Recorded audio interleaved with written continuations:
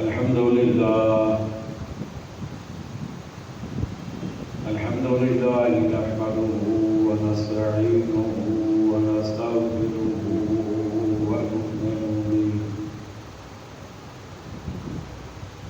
ونؤمن به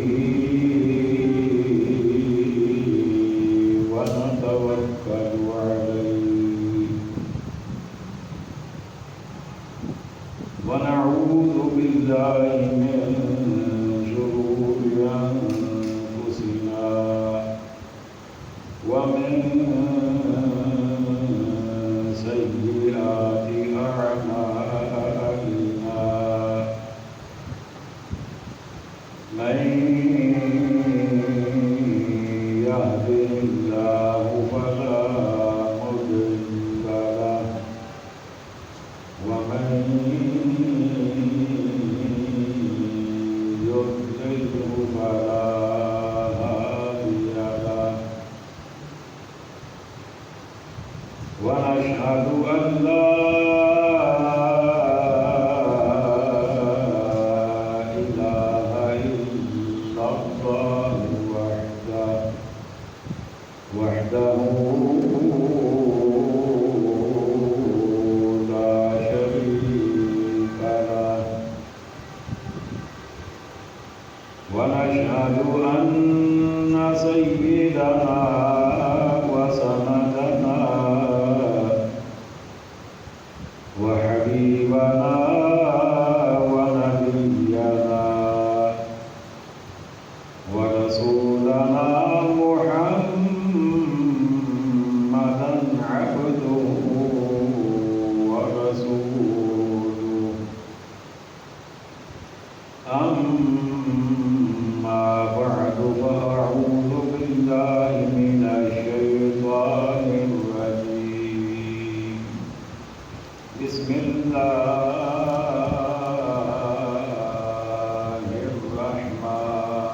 الرحمن الرحيم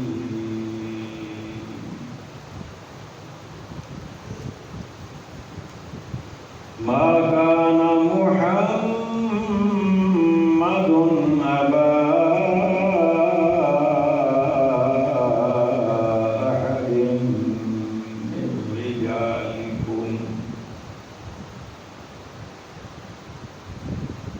من رجالكم ولكن رسول الله وخاتم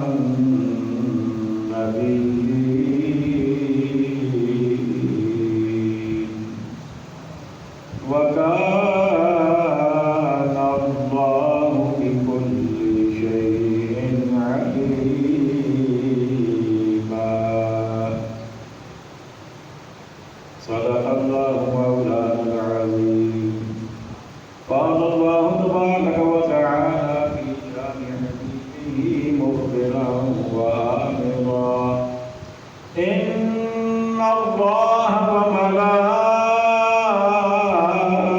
وملائكته يصلون على النبي يا أيها الذين آمنوا صلوا عليه وسلموا تسليما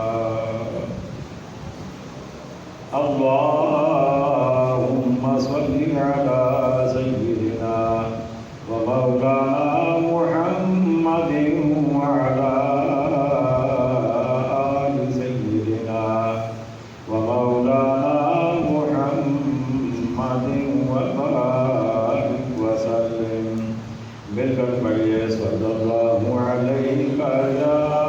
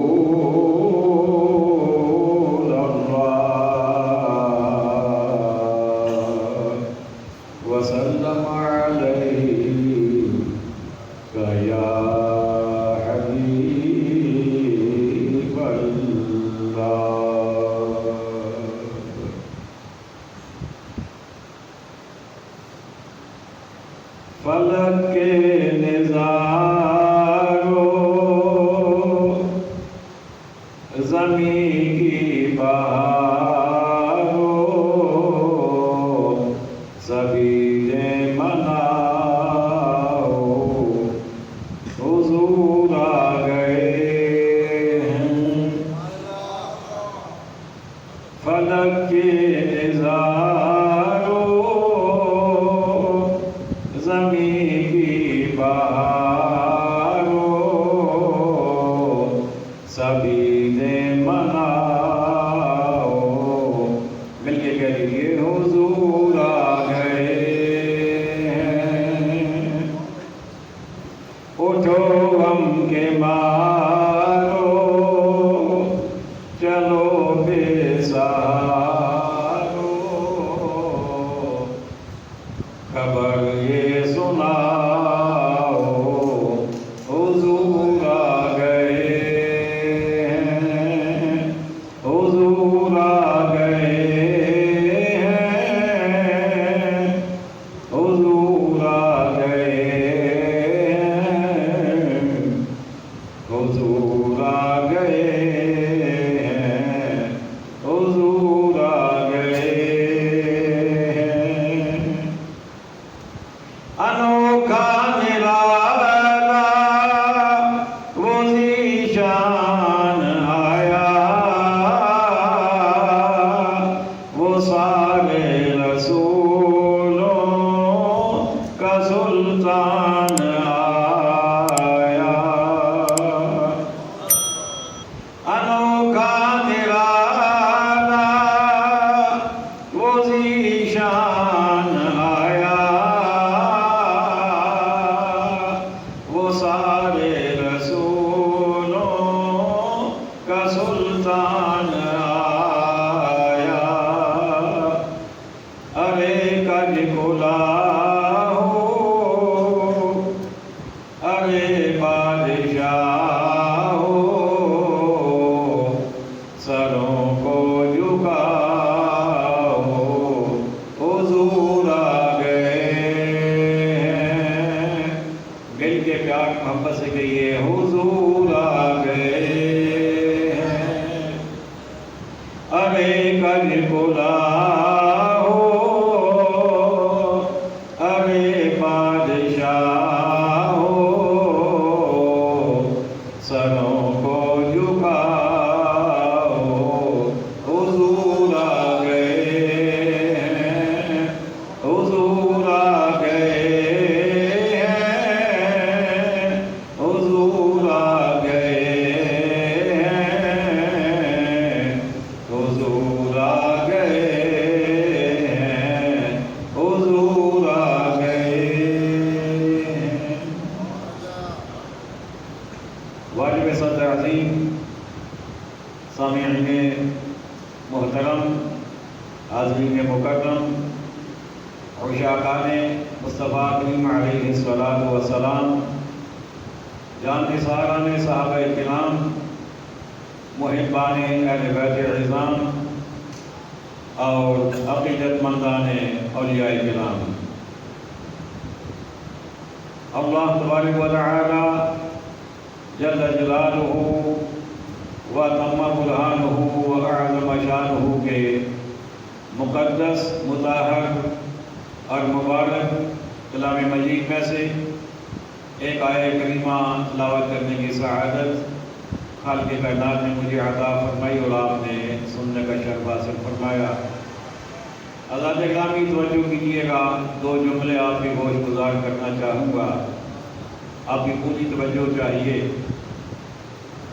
آج 6 ستمبر ہے، 6 ستمبر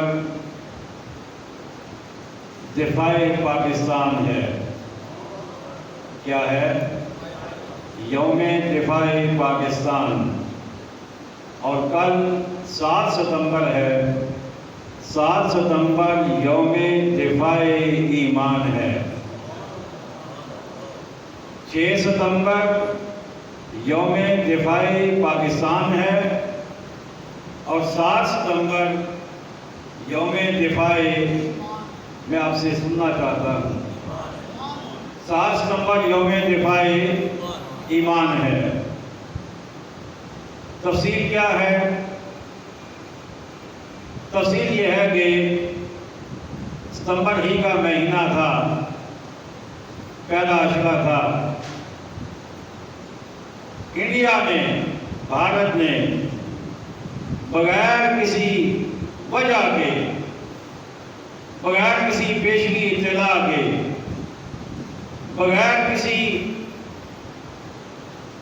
خبر کے رات کے اندھیرے میں پاکستان پہ حملہ کر دیا۔ شاید اس کا خیال یہ تھا کہ پاکستانی سو رہے ہوں گے اور ہم پاکستان کو فتح کر لیں گے، لیکن اسے معلوم نہیں تھا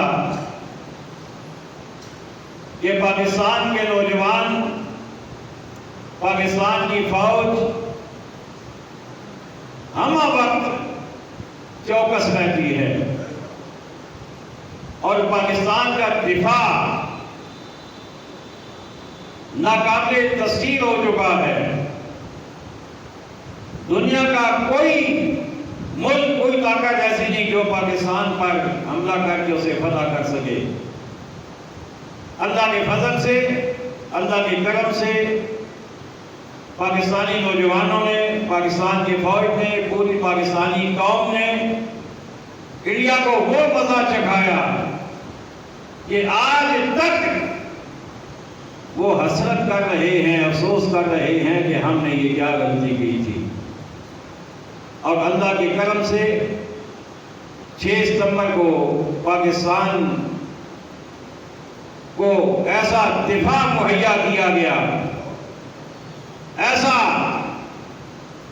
دفاع، ایسی پروٹیکشن پاکستان کی گئی کہ نہ صرف انڈیا بلکہ ساری دنیا پر یہ واضح ہو گیا کہ اب پاکستان کی طرف میلی آنکھ سے دیکھنا بھی مہنگا پڑے گا۔ اللہ تعالیٰ نے پاکستان کو قائم و دائم رکھا، پاکستان کو عزت عطا فرمائی، پاکستان کو سرخروئی عطا فرمائی۔ پاکستانی نوجوانوں، پاکستانی فوج کے جوانوں نے اپنا وہ کردار پیش کیا کہ آنے والے تمام وقتوں کے لیے ساری دنیا متنبع ہو گئی کہ پاکستان کو تسخیر کرنا، پاکستان پر حملہ کر کے اسے فتح کرنا اب ممکن نہیں رہا۔ اس لیے میں نے کہا کہ 6 ستمبر یوم دفاع پاکستان ہے، 6 ستمبر یوم دفاع پاکستان ہے، اور 7 ستمبر یوم دفاع، اپنے آپ سے سنوں گا، 7 ستمبر یوم دفاع ایمان ہے۔ کیسے؟ اسلام اور دین کے اندر ایک انتہائی اہم رکن اسلام کا ختم نبوت ہے۔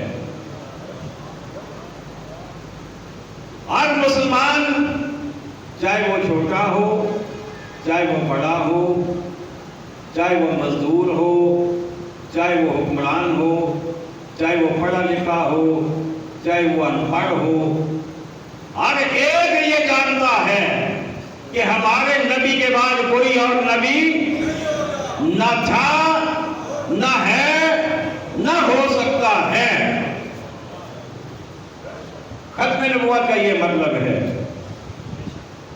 حضرت آدم علیہ السلام آئے، نبوت کا دروازہ کھلا رہا، عیسیٰ علیہ السلام آ گئے نبی بن کے، نبوت کا دروازہ پھر بھی کھلا رہا، حضرت نوح علیہ السلام آ گئے، نبوت کا دروازہ پھر بھی کھلا رہا، حضرت ابراہیم علیہ السلام آ گئے، نبوت کا دروازہ پھر بھی کھلا رہا، حضرت اسحاق علیہ السلام اور حضرت اسماعیل علیہ السلام نبی بن کے آ گئے، دروازہ پھر بھی کھلا رہا، حضرت یعقوب علیہ السلام نبی بن کے آ گئے، دروازہ پھر بھی کھلا رہا، حضرت یوسف علیہ السلام نبی بن کے آ گئے، دروازہ پھر بھی کھلا رہا، نبی آتے گئے، آتے گئے، آتے گئے، حضرت عیسیٰ علیہ السلام آ گئے، اللہ کے نبی بن کے، دروازہ پھر بھی کھلا رہا، اور پھر وہ آ گئے کہ جن کے آنے کے بعد دروازہ بند ہو گیا نبوت کا۔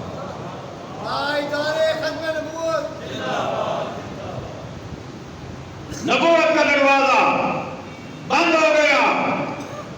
جس خالق نے یہ نظام نبوت بنایا تھا، جس خدا نے یہ نظام کائنات بنایا تھا، جس خدا نے یہ نظام ہدایت بنایا تھا، اسی نے اس آخری نبی پر نازل ہونے والے آخری کلام میں یہ حکم ارشاد فرما دیا۔ فرمایا ما کان محمد ابا احد من رجالکم ولکن رسول اللہ وخاتم النبیین۔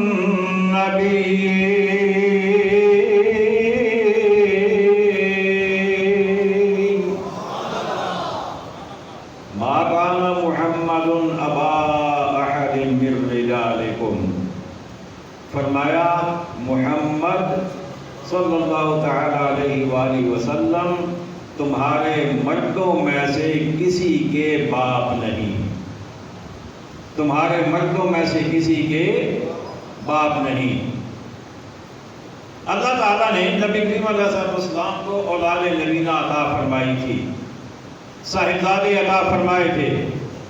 حضرت ابراہیم رضی اللہ تعالی عنہ آقا علیہ السلام کے صاحبزادے 16 مہینے کی عمر میں اللہ نے واپس بلا لیے۔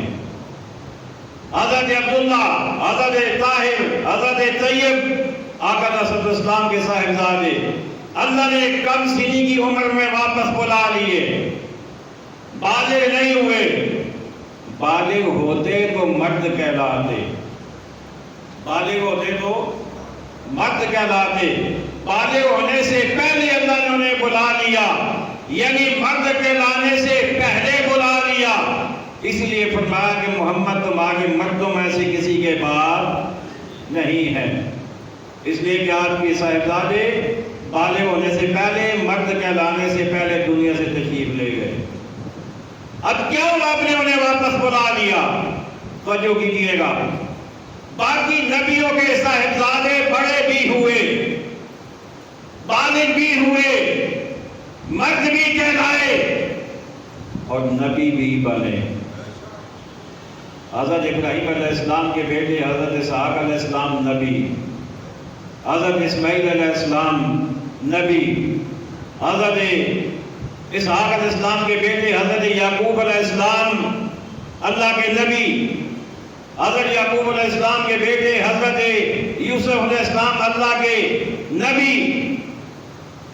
یہ نبی حضرت باقی انبیاء کی اولادیں نبی بنتی رہیں۔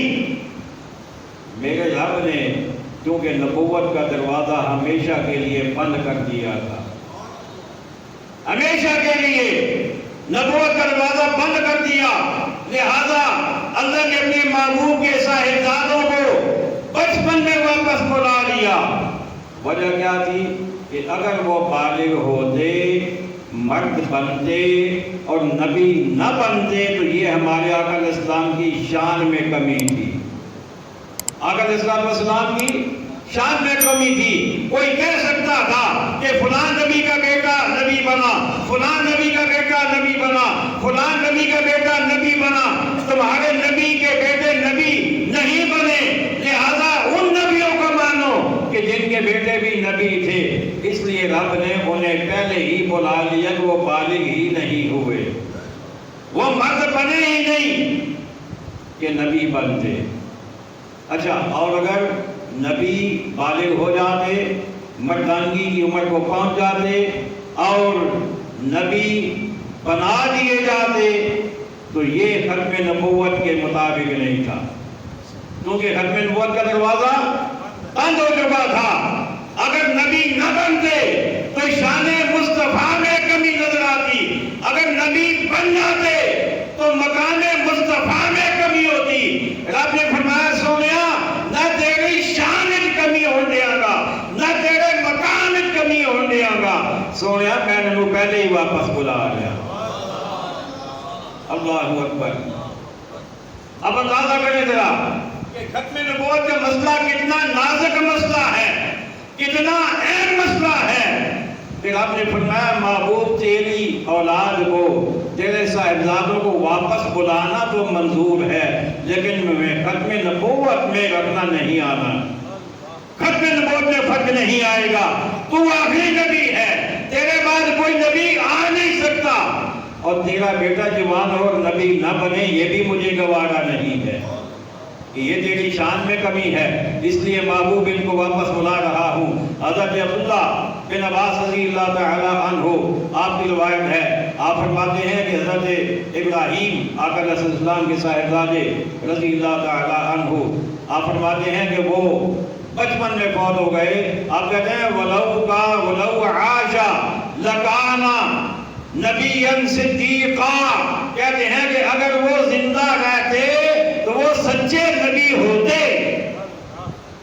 وہ سچے نبی ہوتے، لیکن رب نے انہیں پہلے ہی بلا لیا، اس لیے کہ نبوت کا دروازہ بند ہو چکا، نبوت کا دروازہ بند ہو گیا۔ اب آئیے ایک منظر آپ کے سامنے پیش کرتا ہوں، قیامت کا میدان ہے، لوگ کہتے ہیں نا تم ختم نبوت کے بڑے نعرے لگاتے ہو، جب دیکھو ختم نبوت، جب دیکھو ختم نبوت، میں نے کہا یہ نعرے تو قیامت کو بھی لگیں گے، میدان محشر میں بھی لگیں گے۔ تاجدار ختم نبوت، تاجدار ختم نبوت۔ اگر آپ نعرہ ایسا لگائیں گے میں تقریر بھی پھر ایسے ہی کروں گا۔ تاجدار ختم نبوت زندہ باد، زندہ باد۔ تاجدار ختم نبوت زندہ باد، زندہ باد۔ میں اپنا زور بچا کے نہیں رکھا تو بچانا تسی بھی نہیں۔ تاجدار ختم نبوت، تاجدار ختم نبوت، نعرے کا زور ڈال لو کہ ربوا تمہیں اگے آواز جائے، قدیان تمہیں اگے آواز جائے، پتہ لگے مصطفیٰ کے غلام آج بھی وہ جذبات لے کے بیٹھے ہیں۔ تاجدار ختم نبوت، اللہ اکبر۔ آؤ ایک منظر تمہارے سامنے پیش کراں، میں کیا کہ یہ نعرے صرف دنیا جو نہیں، یہ قیامت میں ہی لگے ہوں گے، میدان محشر میں بھی یہی نعرہ لگے گا۔ محشر کا میدان ہے، اللہ اکبر، سورج سوا نیزے پہ آ چکا ہے، زمین تانبے کی بن چکی ہے، اور قیامت کا دن 50,000 سال کا ہو چکا ہے۔ ہر کوئی اپنے اپنے گناہوں کے مطابق پسینے میں ڈوبا ہوا ہے، پسینے میں شرابور ہے۔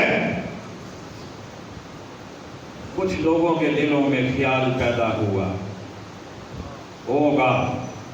اور یہ خیال بھی خود پیدا نہیں ہوگا، حدیث کے الفاظ ہیں وَيُلْهِمُونَ، انہیں الہام کیا جائے گا، خیال ان کے ذہن میں ڈالا جائے گا، خود خیال نہیں پیدا ہوگا۔ کچھ لوگوں کے دلوں میں، ذہنوں میں خیال پیدا ہوگا کہ سخت گرمی ہے، پسینہ پسینہ ہر بندہ پسینے میں ڈوبا ہوا ہے، چلو کوئی اپنا سفارشی تلاش کرے، چلو کوئی اپنا شفیع تلاش کرے۔ بہت ساری حدیثیں میں صاحب سب کو جمع کر کے ایک خلاصہ آپ کے سامنے بیان کر رہا ہوں۔ میدان معاشر کے اندر لوگوں کے دلوں میں خیال پیدا ہوا کہ آؤ اس مشکل وقت میں کوئی اپنا شفیع تلاش کریں، کوئی اپنا ہمدرد تلاش کریں، کوئی سفارشی تلاش کریں۔ سارے کے سارے چلتے چلتے حضرت آدم علیہ السلام کے پاس پہنچیں گے، وہ بھی پہنچیں گے جو آج کہتے ہیں شفاعت کوئی چیز نہیں، وہ بھی پہنچیں گے جو آج کہتے ہیں شفاعت تو ہے ہی کوئی نہیں، وہ بھی پہنچیں گے۔ حضرت آدم علیہ السلام کی بارگاہ میں پہنچیں گے، جا کے عرض کریں گے اے اللہ کے نبی، آپ بڑی شانوں والے، آپ مسجود ملائک ہیں، اللہ نے آپ کے سامنے فرشتوں کو جھکا دیا تھا، آپ کو اللہ نے علم کا تاج عطا فرمایا تھا، علم آدم الاسماء کلھا کا تاج عطا فرمایا تھا، آپ بڑی شانوں والے، آپ ابو البشر ہیں، آپ ہماری سفارش کیجئے۔ آپ فرمائیں گے اذهبوا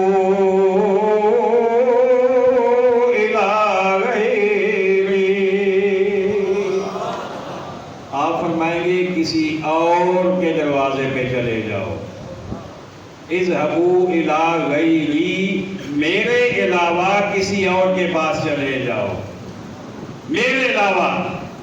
لیکن بڑا ایمان افروز نکتہ، آدم علیہ السلام یہ نہ کہیں گے اذهبوا الی اللہ، یہ نہیں کہیں گے کہ اللہ کے پاس چلے جاؤ، اس لیے کہ اللہ ہی کی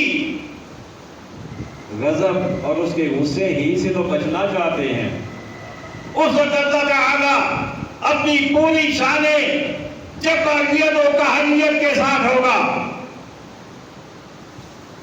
غضب میں ہوگا، اسی سے تو بچنا چاہتے ہیں، اس کے غضب سے. آدم علیہ السلام یہ نہیں کہیں گے کہ اللہ کے پاس چلے جاؤ، فرمائیں گے اذهبوا الی غیری، میرے علاوہ کسی اور کے پاس چلے جاؤ. اس سے پتہ چلا کہ کسی اور کے پاس جانا یہ غلط نہیں، یہ اللہ کے نبیوں کی شان ہے. آج جو کہتے ہیں نا اللہ کو چھوڑ کے کیوں کسی کے پاس جاتے ہو، کبھی اس دربار پہ جاتے ہو، کبھی اس دربار پہ جاتے ہو. میں نے کہا آدم علیہ السلام بھی یہی کہیں گے کسی اور کے پاس جاؤ، یہ نہیں کہیں گے کہ اللہ کے پاس جاؤ. ڈائریکٹ والا معاملہ قیامت کے دن بھی، سارے بولو نا، قیامت کے دن بھی نہیں ہوگا، انڈائریکٹ والا ہوگا. اچھا، اس سے پہلی بات اگر میں کروں آپ کی توجہ ہو تو وہ اس سے بھی زیادہ مزیدار ہے کہ اللہ تعالیٰ ہی ان کے دلوں میں خیال ڈالے گا، تو اللہ تعالیٰ یہی خیال ڈال دیتا نا کہ سیدھے میرے پاس آؤ، سیدھے میرے پاس آؤ، میں نہیں مشکل حل کرنی ہے نا، مشکل کشا تو میں ہوں. لیکن نہیں، اللہ ان کے دل میں ڈالے گا کسی اور کے پاس جاؤ. آدم علیہ السلام کے پاس جائیں گے، وہ فرمائیں گے اذهبوا الی غیری، میرے علاوہ کسی اور کے پاس چلے جاؤ. چلتے چلتے حضرت نوح علیہ السلام کے پاس آئیں گے، آپ فرمائیں گے اذهبوا الی غیری. چلتے چلتے حضرت ابراہیم علیہ السلام کے پاس آئیں گے، آپ فرمائیں گے اذهبوا الی غیری. چلتے چلتے حضرت موسیٰ علیہ السلام کے پاس آئیں گے، آپ بھی فرمائیں گے اذهبوا الی غیری. ان کے بعد حضرت عیسیٰ علیہ السلام کے پاس آئیں گے، آپ بھی فرمائیں گے اذهبوا الی غیری.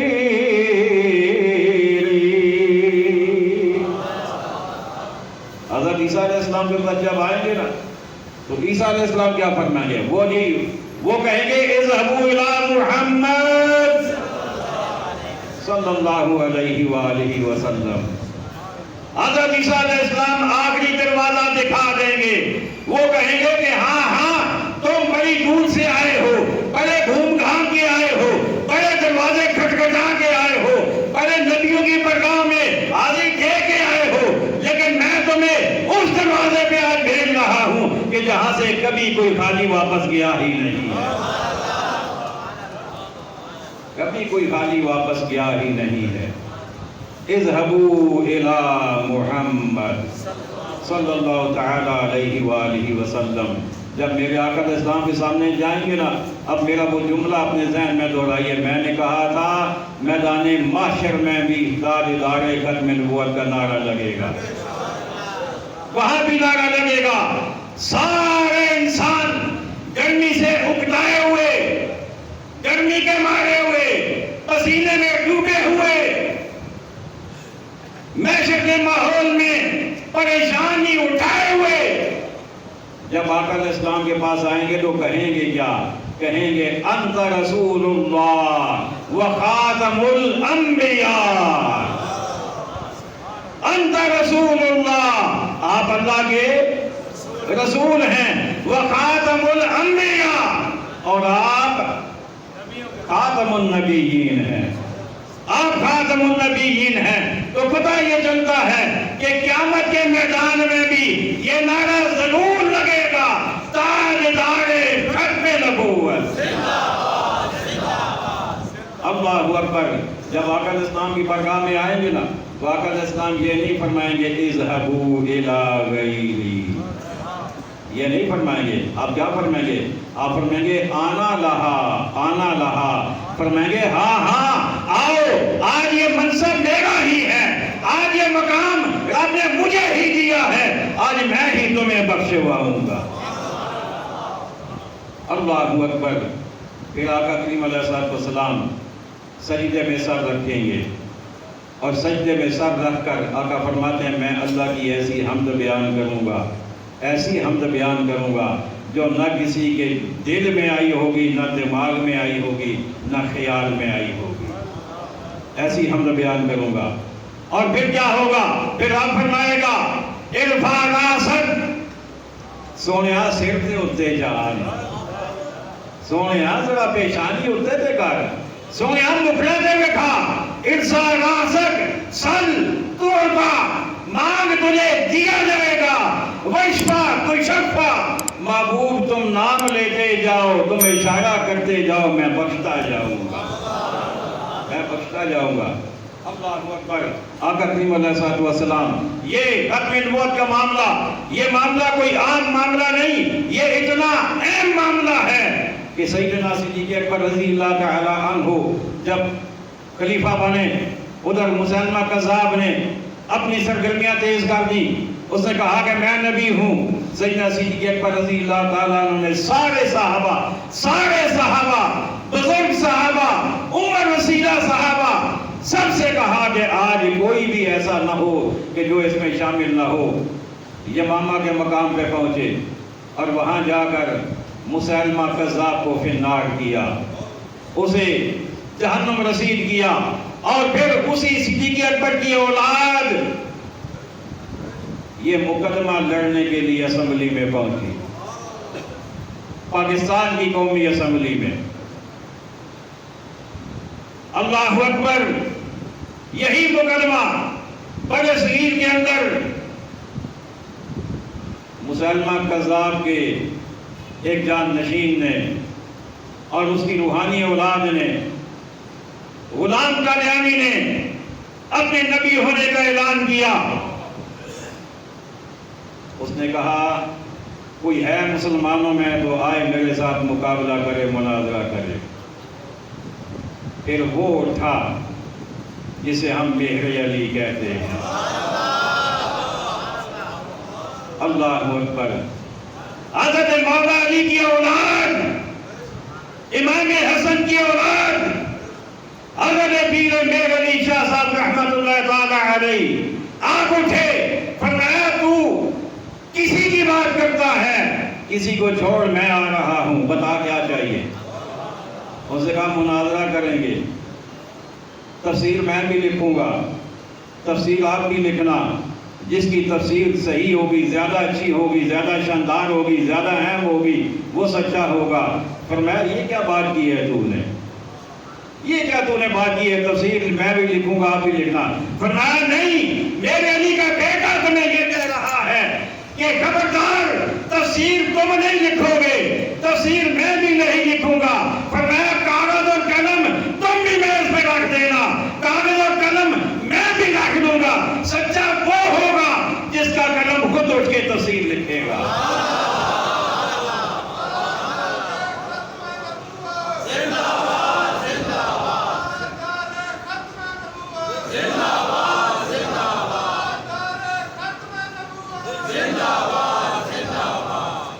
آپ نے فرمایا تفسیر لکھنا کون سا کام ہے؟ یہ کوئی کام نہیں، میں نہیں، میرا قلم خود اٹھے گا، وہ لکھے گا اور وہ بتائے گا کہ علی کا شہزادہ کون ہے، رسول اللہ کا سچا غلام کون ہے۔ بس پھر کیا تھا؟ فَبُهِتَ الَّذِي كَفَرَ، کافر کے ہوش اڑ گئے، کافر کے ہوش اڑ گئے۔ اس نے کہا اے کم میرے واسطہ دے نہیں، اے کم میں دے نہیں کر سکتا، یہ تو تاجدار گولڈا کی بات ہے۔ اب آئیے تاجدار بریلی، نہیں آپ نہیں سننا چاہتے؟ تو پھر ذرا آواز آئے نا۔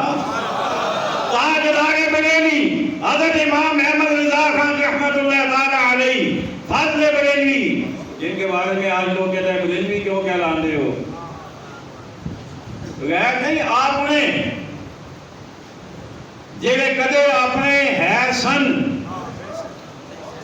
اجو بھی کہنے نے بریلوی ہم تو محدود ہو گئے ہیں، ہم تو دنیا سے کٹ گئے ہیں، کہ ہندو دنیا میں ہمارا تعلق ختم ہو گیا ہے، ہمیں اہل سنت لکھنا چاہیے۔ تو میں نے کہا ہم نے کب کہا کہ تم اہل سنت نہ لکھو؟ اہل سنت ہیں تو اہل سنت لکھو۔ نہیں. اچھا ایک بندہ بڑا چیخ کے خطاب کر رہا تھا 2-4 دن پہلے، میں نے اس کا کلپ سنا. اعلیٰ حضرت نے کبھی اپنے آپ کو بریلوی نہیں لکھا.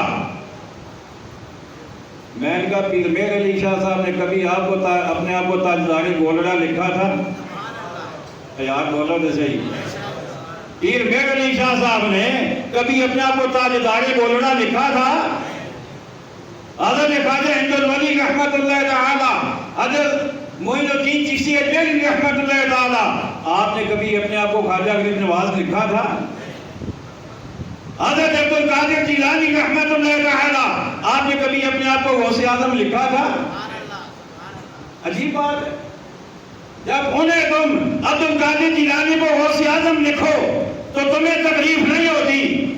حضرت معین الدین چشتی اجمیری کو خواجہ غریب نواز لکھو تمہیں تکلیف نہیں ہوتی. پیر میر علی شاہ صاحب کو تاجدار گولڑا لکھو تمہیں تکلیف نہیں ہوتی.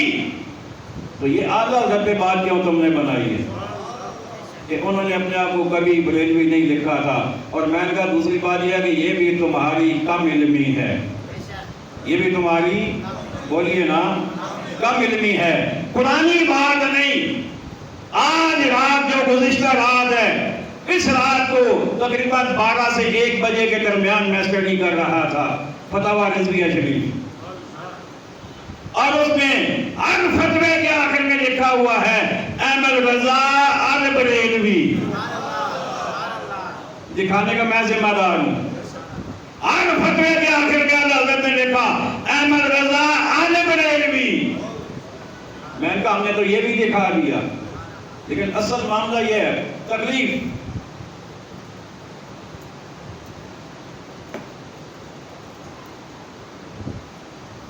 اصل تکلیف کیا ہے؟ تکلیف یہ ہے کہ جو اعلیٰ حضرت کے مسلک سے پھر چکے ہیں، صرف نعرے لگانے کے لیے، پیسہ بٹورنے کے لیے اور اپنی دکان قائم رکھنے کے لیے جو اعلیٰ حضرت کا نام لیتے ہیں، تعلیمات سے پھر چکے ہیں، یہ انہوں نے شروع کیا ہوا کہ بریلوی اپنے آپ کو نہ کہلواؤ. ہم تو کہلوائیں گے بھائی، بولو نا. ہم تو لکھیں گے اپنے آپ کو. کون کون ہاتھ کھڑا کر سکتے ہیں؟ ہم تو کہیں گے اپنے آپ کو بریلوی، اس لیے کہ فیضان جو علی کا ہے. اعلیٰ حضرت نے قادیانی کے رد میں 4 کتابیں لکھی ہیں. کتنی؟ سارے بولیے. 4 کتابیں. اور آپ کی زندگی کی جو آخری کتاب تھی 3 محرم 1340 ہجری کو جو آپ نے لکھی، وہ بھی قادیانی کے رد میں ہے. یعنی زندگی کے آخری سانس تک امام اہل سنت نے ختم نبوت کا پیغام دیا ہے. اور پھر یہی سلسلہ چلتے چلتے 1974 تک پہنچا. اسمبلی میں قائد اہل سنت، قائد ملت اسلامیہ اشرف احمد نورانی رحمت اللہ تعالی علیہ، آپ نے قرارداد پیش کی کہ قادیانیوں کو غیر مسلم اقلیت قرار دیا جائے. قرارداد پیش کی، اور پھر اللہ نے وہ دن بھی دکھایا، وہ دن بھی اللہ نے دکھایا 7 دسمبر 1974 کا دن، جسے میں نے شروع میں کیا نام دیا تھا؟ جو شروع میں موجود تھے وہ بتائیں نا. یوم دفاع ایمان. یوم دفاع ایمان. 6 ستمبر یوم دفاع پاکستان ہے، اور 7 ستمبر یوم دفاع ایمان ہے. 7 ستمبر کو 1974 کو باقاعدہ پاکستان کی اسمبلی نے، قومی اسمبلی نے یہ قانون پاس کر کے لکھ دیا کہ قادیانی غیر مسلم ہیں.